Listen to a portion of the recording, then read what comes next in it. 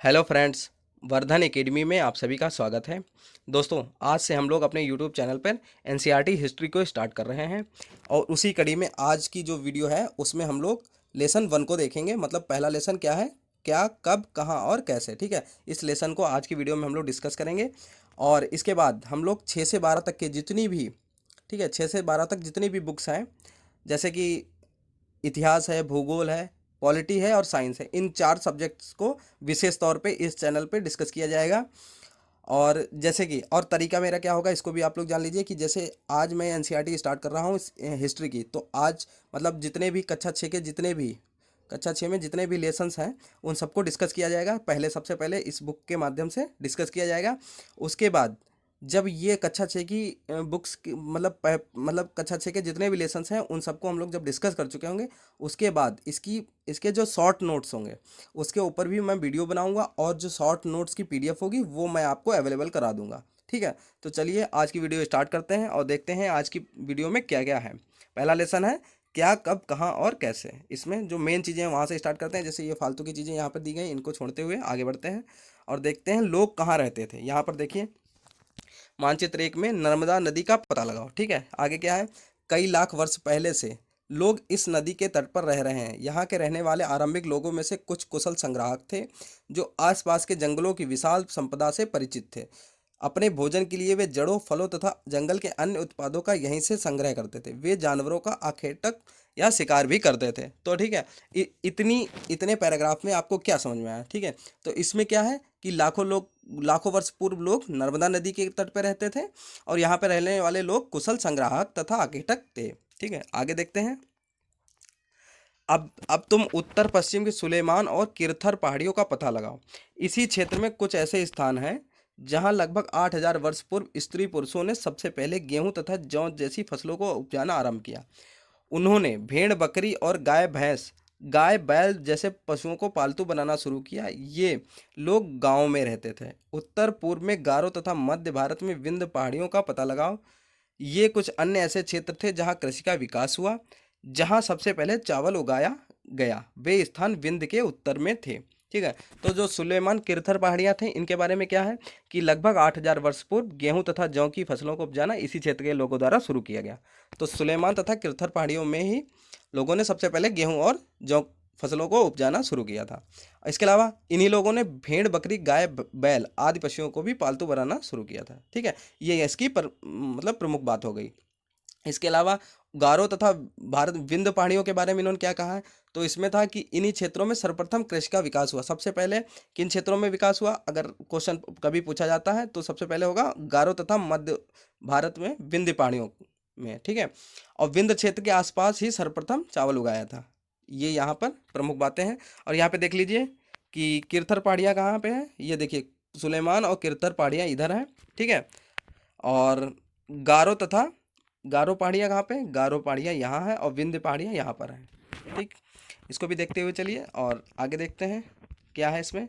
इसमें लिखा है मानचित्र पर सिंधु तथा इसकी सहायक नदियों का पता लगाने का प्रयास करो। सहायक नदियाँ उन्हें कहते हैं। ठीक है, सहायक नदियों के बारे में यहाँ पे लिखा है जो एक बड़ी नदी में मिल जाती हैं। लगभग 4700 वर्ष पूर्व इन्हीं नदियों के किनारे कुछ आरंभिक नगर फले फूले। गंगा व इसकी सहायक नदियों के किनारे तथा समुद्र तटवर्ती इलाकों में नगरों का विकास लगभग 2500 वर्ष पूर्व हुआ। यहाँ पे इतना हो गया। इसके बाद है गंगा तथा इसकी सहायक सोन नदी का पता लगाओ। गंगा के दक्षिण में इन नदियों के आसपास का क्षेत्र प्राचीन काल में मगध कहलाता था। मतलब गंगा नदी के दक्षिण में इन्हीं नदियों के आसपास का मतलब है सोन नदी के आसपास का क्षेत्र। ठीक है, मगध कहलाता था, जो वर्तमान में बिहार के नाम से जाना जाता है। इसके शासक बहुत बहुत शक्तिशाली थे और उन्होंने एक विशाल राज्य स्थापित किया था। देश के अन्य हिस्सों में ऐसे राज्यों की स्थापना की गई थी। आगे देखते हैं। लोगों ने सदैव उपमहाद्वीप के एक हिस्से से दूसरे हिस्से तक की यात्रा की। कभी कभी हिमालय जैसे ऊंचे पर्वतों, पहाड़ियों, रेगिस्तानों, नदियों तथा समुद्रों के कारण यात्रा जोखिम भरी होती थी। फिर भी ये यात्रा उनके लिए असंभव नहीं थी। अतः कभी लोग काम की तलाश में, तो कभी प्राकृतिक आपदाओं के कारण एक स्थान से दूसरे स्थान तक पर जाया करते थे। मतलब उनके यात्रा करने का रीज़न क्या था, सिर्फ वो लोग यात्रा के लिए ही, मतलब घूमने के लिए ही यात्रा नहीं करते थे।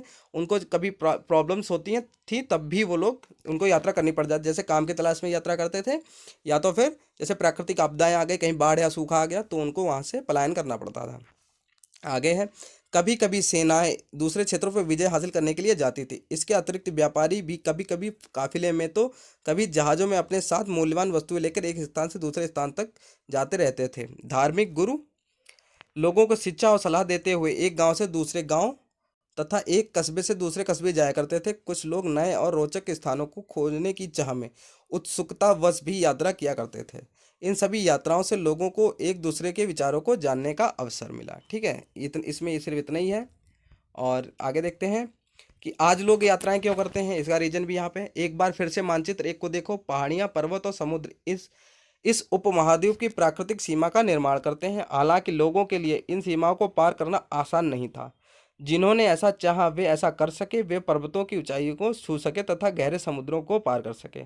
उपमहाद्वीप के बाहर से भी कुछ लोग यहाँ आए और यहीं बस गए। लोगों के इस आवागमन से हमारी सांस्कृतिक परंपराओं को समृद्ध समृद्ध किया। कई सौ वर्षों से लोग पत्थर को तराशने, संगीत रचने और यहाँ तक कि भोजन बनाने के नए तरीकों के बारे में एक दूसरे के विचारों को अपनाते रहे हैं। ठीक है, यहाँ तक ये चीज़ें हो चुकी हैं। और यहाँ पे जैसे कहा गया था सिंधु की सहायक नदियाँ, तो यहाँ पर देखिए सिंधु की सहायक नदियाँ, जैसे यहाँ पे देखिए, आप यहाँ पे देखिए ये सिंधु नदी है और इसकी सहायक नदियाँ ये देखिए जितनी भी इससे मिल रही हैं, झेलम है, चेनाब है, रावी है, ठीक है, ये सभी इसकी सिंधु की सहायक नदियाँ हैं। और यहाँ पे गंगा नदी और सोन नदी के बारे में भी दिया गया है। ठीक है, अब आगे देखते हैं। ठीक है, यहाँ पे है देश के नाम। ठीक है, यहाँ पर देश के नाम का मतलब है हमारे देश के जो नाम हैं वो कैसे पढ़े, इसके बारे में यहाँ पे इससे संबंधित क्वेश्चंस अक्सर पूछे जाते रहे, यूपीएससी यूपीपीएससी इनमें पूछे जाते रहे। ठीक है, जैसे प्रीलिम्स में इस टाइप से क्वेश्चन पूछे जाते हैं। इसमें लिखा है, अपने देश के लिए हम प्रायः इंडिया तथा भारत जैसे नामों का प्रयोग करते हैं। इंडिया शब्द इंडस से निकला है जिसे संस्कृत में सिंधु कहा जाता है। ठीक है, इंडस शब्द, इंडिया शब्द है वो कहाँ से निकला, इंडस से, जिसे संस्कृत में सिंधु कहा जाता है। अपने एटलस में ईरान और यूनान का पता लगाओ। लगभग 2500 वर्ष पूर्व उत्तर पश्चिम की ओर से आने वाले ईसाइयों, ईरानियों और यूनानियों ने सिंध को हिंदोज, ठीक है, यूनानियों और ईरानियों ने सिंध को हिंदोस तथा इंडोस और इस नदी के पूर्व स्थित भूमि प्रदेश को इंडिया कहा। ठीक है, किसने कहा था, ईरानियों और यूनानियों ने। इसके बाद भरत नाम का प्रयोग उत्तर पश्चिम में रहने वाले लोगों के एक समूह के लिए किया जाता था। इस समूह का उल्लेख संस्कृत की आरंभिक कृति ऋग्वेद में मिलता है। ठीक है, जो भरत नाम का है, भरत शब्द है, ये इसकी जो वो उल्लेख मिलता है वो किस में मिलता है, ऋग्वेद में मिलता है। बाद में इसका प्रयोग देश के लिए होने लगा। ठीक है, इसके बाद देखते हैं अतीत के बारे में कैसे जानें। यहाँ पर है, अतीत की जानकारी हम कई तरह से प्राप्त कर सकते हैं। इसमें से एक तरीका अतीत में लिखी गई कई पुस्तकों को ढूंढना और पढ़ना है। ये पुस्तकें हाथ से लिखी होने के कारण पांडुलिपि कही जाती है। अगर कभी भी क्वेश्चन पूछा जाए कि पांडुलिपि क्यों कही जाती है, ऑप्शंस होते हैं, तो उसका रीजन, उसका जो राइट आंसर होगा वो होगा कि ये हाथ से लिखी होती थी, इसलिए इनको पांडुलिपि कहा जाता था। अंग्रेजी में पांडुलिपि के लिए प्रयुक्त होने वाला शब्द मैन्यूस्क्रिप्ट है। ये भी एक यहाँ पे महत्वपूर्ण बात है। मैन्यूस्क्रिप्ट शब्द लैटिन शब्द मेनू, जिसका अर्थ हाथ से निकला है। ये पांडुलिपियाँ प्रायः ताड़पत्रों अथवा, ठीक है, पांडुलिपियाँ किससे बनती है, ये यहाँ पे बताया गया है, ताड़पत्रों अथवा हिमालय क्षेत्र में उगने वाले भुर्ज नामक पेड़ की छाल से विशेष तरीके से तैयार भोजपत्र पे लिखी मिलती हैं। ठीक है, यहाँ पे लिखा है ताड़पत्रों से बनी पांडुलिपि का एक पृष्ठ। ठीक है, यह पांडुलिपि लगभग 1000 वर्ष पहले लिखी गई थी। किताब बनाने के लिए ताड़ के पत्तों को काटकर उनके अलग अलग हिस्सों को एक साथ बांध दिया जाता था। भुर्ज पेड़ की छाल से बनी ऐसी ही एक पांडुलिपि को तुम यहाँ देख सकते हो। ठीक है, ये देखिए यहाँ पर इसी पांडुलिपि के बारे में यहाँ ऊपर बात की गई है। इसके आगे देखते हैं हम लोग, इसके आगे क्या है, इतने वर्षों में इनमें से कई पांडुलिपियों को कीड़ों ने खा लिया तथा कुछ नष्ट कर दी गई, क्योंकि ये पेड़ के पत्तों पे बनी थी तो कीड़ों ने खा लिया तथा कुछ नष्ट कर दी गई। फिर भी ऐसी कई पांडुलिपियाँ आज भी उपलब्ध हैं। प्रायः ये पांडुलिपियाँ मंदिरों और विहारों में प्राप्त होती हैं। इन पुस्तकों में धार्मिक मान्यताओं व व्यवहारों, राजाओं के जीवन, औषधियों तथा विज्ञान आदि सभी प्रकार के विषयों की चर्चा मिलती है। इसके अतिरिक्त हमारे यहाँ महाकाव्य, कविताएं एवं नाटक भी हैं। इनमें से कई संस्कृत में लिखे हुए मिलते हैं, जबकि अन्य प्राकृत और तमिल में है। प्राकृत भाषा का प्रयोग आम लोग करते थे। ठीक है, इसके बाद हम अभिलेखों का भी अध्ययन करते हैं।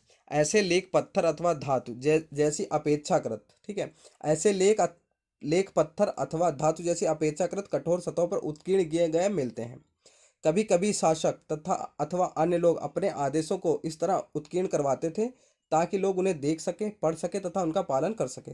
कुछ अन्य प्रकार के अभिलेख भी मिलते हैं जिसमें राजाओं तथा रानियों सहित अन्य स्त्री पुरुषों से भी ने भी अपने कार्यों के विवरण उत्कीर्ण करवाए हैं। उदाहरण के लिए प्रायः शासक लड़ाइयों में अर्जित विजयों का लेखा जोखा रखा करते थे।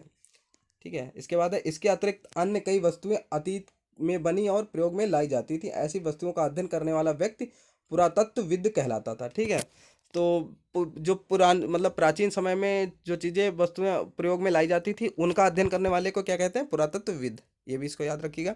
पुरातत्वविद पत्थर और ईंट से बनी इमारतों के अवशेषों, चित्रों तथा मूर्तियों का अध्ययन करते थे। वे औजारों, हथियारों, बर्तनों, आभूषणों, ठीक है, आभूषणों आभूषणों के बाद है आभूषणों तथा सिक्कों की प्राप्ति के लिए छानबीन तथा खुदाई भी करते थे। इनमें से कुछ वस्तुएं पत्थर, पक्की मिट्टी तथा कुछ धातु की बनी हो सकती हैं। ऐसे तत्व कठोर तथा जल्दी नष्ट होने वाले होते हैं। नेक्स्ट है, आगे है, पुरातत्वविद जानवरों, चिड़ियों तथा मछलियों की हड्डियां भी ढूंढते हैं। इससे उन्हें यह जानने में मदद मिलती है कि अतीत में लोग क्या खाते थे। वनस्पतियों के अवशेष बहुत मुश्किल से बच पाते हैं। यदि अन्न के दाने अथवा लकड़ी के टुकड़े जल जाते हैं तो वे जले हुए रूप में बचे रहते हैं। ठीक है, यहाँ पर पुरातत्वविदों और पुरानी चीज़ों के बारे में बात की गई। और यहाँ पे देख लीजिए, बाई एक प्राचीन नगर से प्राप्त पात्र, ये पात्र हैं पुराने जमाने के। इस तरह के पात्रों का प्रयोग 4700 वर्ष पूर्व होता था। दाएं एक पुराना चांदी का सिक्का, ठीक है, ये ठीक है, चांदी का सिक्का। इस तरह के सिक्कों का प्रयोग लगभग 2500 वर्ष पूर्व होता था। आज हमारे द्वारा आज प्रयोग में आने वाले सिक्कों से यह सिक्का कैसे भिन्न है। और यहाँ पे एक चीज़ और दी गई है, उसको भी देख लेते हैं। लगभग इसके बारे में यहाँ पे बोला गया, लगभग 2250 वर्ष पूर्व यह अभिलेख वर्तमान अफगानिस्तान के कांधार से प्राप्त हुआ है। यह अभिलेख अशोक नामक शासक के आदेश पर उत्कीर्ण करवाया गया था। इस शासक के विषय में तुम अध्याय 8 में पढ़ोगी। जब हम कुछ लिखते हैं तब हम किसी लिपि का प्रयोग करते हैं। लिपियों अक्षरों अथवा संकेतों से बनी होती हैं। जब हम कुछ बोलते हैं अथवा पढ़ते हैं तब हम एक भाषा का प्रयोग करते हैं। ठीक है, जो चीज़ हम लिखते हैं उसको हम लिपि बोलते हैं और जो चीज़ हम बोलते हैं वो एक तरीके से हमारी भाषा है। ठीक है, यह अभिलेख इस क्षेत्र में प्रयुक्त होने वाली यूनानी तथा आर्मेइक नामक दो भिन्न लिपियों तथा भाषाओं में है। ठीक है, यहाँ पे दो प्रमुख, यूनानी तथा आर्मेइक नामक दो भिन्न लिपियों तथा भाषाओं में है। यहाँ तक हो गया है, इसको आगे देखते हैं हम। यहाँ पर कहाँ तक हो गया था? ठीक है, यहाँ पे हो गया था रूप बचे हुए तक। फिर इसके बाद है पांडुलिपियों, अभिलेखों तथा पुरातत्व से ज्ञात जानकारियों के लिए इतिहासकार प्रायः स्रोत शब्द का प्रयोग करते हैं। ठीक है, इतिहासकार प्रायः स्रोत शब्द का प्रयोग करते हैं। इतिहास उन्हें कहते हैं जो अतीत का अध्ययन करते हैं। इतिहासकार किन्हें कहते हैं? जो अतीत का अध्ययन करते हैं, मतलब पुरानी चीज़ों का अध्ययन जो करते हैं। स्रोत के प्राप्त होते ही अतीत के बारे में पढ़ना बहुत रोचक हो जाता है, क्योंकि इन स्रोतों की सहायता से हम धीरे धीरे अतीत का पुनर्निर्माण करते जाते हैं। अतः इतिहासकार तथा पुरातत्वविद उन जासूसों की तरह हैं जो सभी स्रोतों का प्रयोग सुराग के रूप में कर अतीत को जानने का प्रयास करते हैं। ठीक है, यहाँ पर इतिहासकार के बारे में कहा गया। आगे आगे है, क्या अतीत एक या अनेक? यहाँ पे इसके बारे में है, क्या तुमने इस पुस्तक के शीर्षक हमारे अतीत पर ध्यान दिया है? यहाँ अतीत शब्द का प्रयोग बहुवचन के रूप में किया गया है। ऐसा इस तथ्य कभी कभी हिंदी में क्वेश्चन आता है कि इनमें से कौन सा बहुवचन है। ठीक है, अगर अतीत कभी भी आए तो अतीत हमेशा बहुवचन पे है, क्योंकि हमारे अतीत, ठीक है, अतीत। ऐसा ऐसा इस तथ्य की ओर ध्यान दिलाने के लिए किया जाता है कि अलग अलग समूह के लोगों के लिए इस अतीत के अलग अलग मायने थे। उदाहरण के लिए पशुपालकों अथवा कृषकों का जीवन राजाओं तथा रानियों के जीवन से तथा व्यापारियों का जीवन शिल्पकारों के जीवन से बहुत भिन्न था। जैसा कि हम आज भी देखते हैं, उस समय भी देश के अलग अलग हिस्सों में लोग अलग अलग व्यवहारों और रीति रिवाजों का पालन करते थे। उदाहरण के लिए आज अंडमान द्वीप के अधिकांश लोग अपना भोजन मछलियाँ पकड़कर, शिकार करके तथा फल फूल के संग्रह द्वारा प्राप्त करते हैं। इसके विपरीत शहरों में रहने वाले लोग खाद्य आपूर्ति के लिए अन्य व्यक्तियों पर निर्भर रहते। इस तरह के भेद अतीत में भी विद्यमान थे। यहाँ पे अतीत के बारे में बात की गई। इसके बाद देखते हैं, इसके अतिरिक्त एक अन्य तरह का भेद है। उस समय शासक अपनी विजयों का लेखा जोखा रखते थे। यही कारण है कि हम उन शासकों तथा उनके द्वारा लड़ी जाने वाली लड़ाइयों के बारे में काफ़ी कुछ जानते हैं, जबकि शिकारी, मछुआरे, संग्राहक, कृषक अथवा पशुपालक जैसे आम आदमी प्रायः अपने कार्यों का लेखा जोखा नहीं रखते थे। पुरातत्व की सहायता से हमें उनके जीवन को जानने में मदद मिलती है। हालांकि अभी भी इसके बारे में बहुत कुछ जानना शेष है। नेक्स्ट है तिथियों का मतलब। तिथियों के बारे में यहाँ पे दिया गया। अगर कोई तुमसे तिथि के बारे में पूछे तो तुम शायद उस दिन की तारीख, माह, वर्ष जैसे कि 2000 या इसी तरह का कोई और वर्ष बताओगी। वर्ष की यह गणना ईसाई धर्म प्रवर्तक ईसा मसीह के जन्म की तिथि से की जाती है। ठीक है, अतः 2000 वर्ष कहने का तात्पर्य ईसा मसीह के जन्म के 2000 वर्ष के बाद से है। मतलब कि आज अगर 2020 चल रहा है तो ईसा मसीह के 2000 के जन्म के बाद 2020 वर्ष हो चुके हैं। ठीक है, इस पुस्तक में हम 2000 को अपना आरंभिक बिंदु मानते हुए वर्तमान से पूर्व की तिथियों का उल्लेख करेंगे। आगे है यहाँ पे इतिहास और तिथियों के बारे में दिया गया। अंग्रेजी में बीसी। ठीक है, बीसी का मतलब होता है हिंदी में ईसा पूर्व, बिफोर क्राइस्ट। बीसी का मतलब बिफोर क्राइस्ट, ईसा पूर्व। ठीक है, होता है। कभी कभी तुमने तिथियों से पहले एडी लिखा देखा होगा, हिंदी में लिखा पाती हो। या एनो डोमिनी नामक दो लैटिन शब्दों से बना है। इसका अर्थ तात्पर्य है ईसा मसीह के जन्म के वर्ष से। मतलब एडी का मतलब होता है जी ईसा मसीह के जन्म के वर्ष से, कि जिस वर्ष में ईसा मसीह का जन्म हुआ था। आगे देखते हैं। कभी कभी एडी की जगह सीई तथा बीसी की जगह बीसीई का प्रयोग होता है। सीई अक्षरों का प्रयोग कॉमन एरा तथा बीसीई का बिफोर कॉमन एरा के लिए होता है। हम इन शब्दों का प्रयोग इसलिए करते हैं क्योंकि विश्व के अधिकांश देशों में अब इस कैलेंडर का प्रयोग सामान्य हो गया। भारत में तिथियों के इस रूप का प्रयोग लगभग 200 वर्ष पूर्व हुआ। मतलब कि जो ये तिथियों का ये तिथियां जो भारत में इस समय चल रही हैं, ठीक है, इनका प्रारंभ लगभग 200 वर्ष पूर्व हुआ था। कभी कभी अंग्रेजी में बीपी अक्षरों का प्रयोग होता है, जिसका तात्पर्य होता है बिफोर प्रेजेंट, वर्तमान से पहले।